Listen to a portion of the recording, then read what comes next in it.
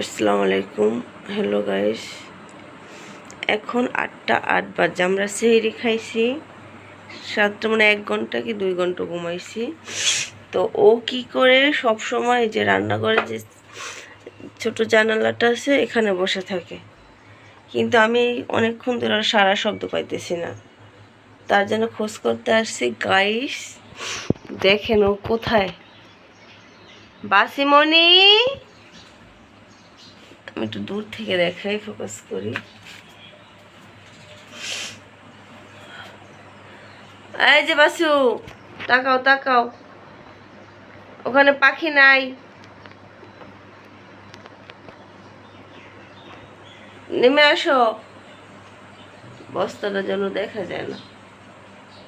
কোথায় তুমি? পাখি ধরতে পারবা না, আসো।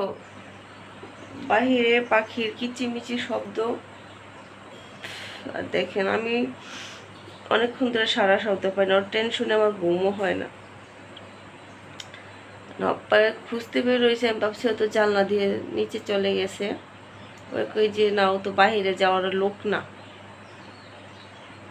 কিন্তু দেখেন কোথায়। ওই বাসিমণি, আমি যদি আহি না খুব খারাপ হইবে। নিচে নামো।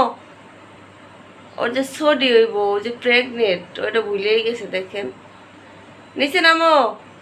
আসো আসো, পাখি নিচে আছে, আসো।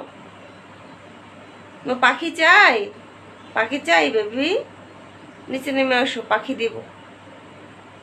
নেমে আসো, পাখি দিয়ে দিব, প্রবেশ।